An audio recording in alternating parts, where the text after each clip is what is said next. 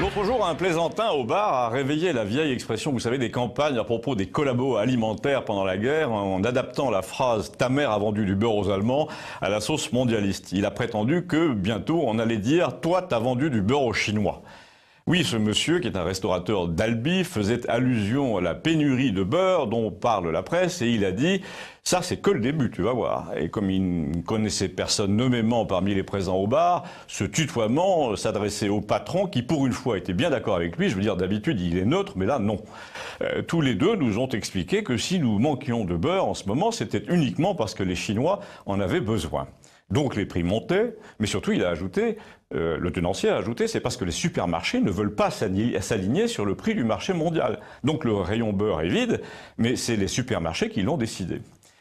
Et là, nous avons compris l'empressement du patron du café à l'approuver, parce que il faisait partie de je ne sais quelle commission de réflexion départementale sur la ruralité qui avait traité récemment des achats de terres agricoles par les Chinois, et il avait retenu deux chiffres. La Chine, c'est 7% des terres agricoles dans le monde, mais c'est un quart de la population mondiale. Un quart qui, en plus, a les moyens de payer. Donc si elle commence à payer plein pot, j'emploie exprès son vocabulaire, d'ailleurs, en plus, il faudrait mettre le ton dans le genre « Eh bien, écoute, je vais te dire ». Eh bien, ce qu'il nous a dit ce jour-là, c'est qu'on allait commencer tout doucement à manquer de certains produits parce que les Chinois, non seulement en ont besoin, non seulement ils les payent, mais ils viennent les produire chez nous, sur les terres qu'ils ont achetées, sans aucune protection de notre système législatif ni de l'Europe, et ils envoient en Chine ces produits sans qu'on en voie la couleur. C'est un peu schématisé, mais ça s'appelle du colonialisme alimentaire, et notre président s'y prend à qualifier le colonialisme de crime contre l'humanité. Ne voit toujours pas où est le problème quand il s'agit de laisser brader nos terres au profit d'un groupe alimentaire chinois. D'autant qu'il laisse le monde agricole tout seul en race campagne, d'autant que les veuves qui perçoivent 600 € de retraite sont obligées de payer 5000 de foncier et de payer uniquement par Internet, même si elles n'ont pas Internet. Donc à la fin, elles vendent écœurées et elles vendent aux Chinois donc en plus.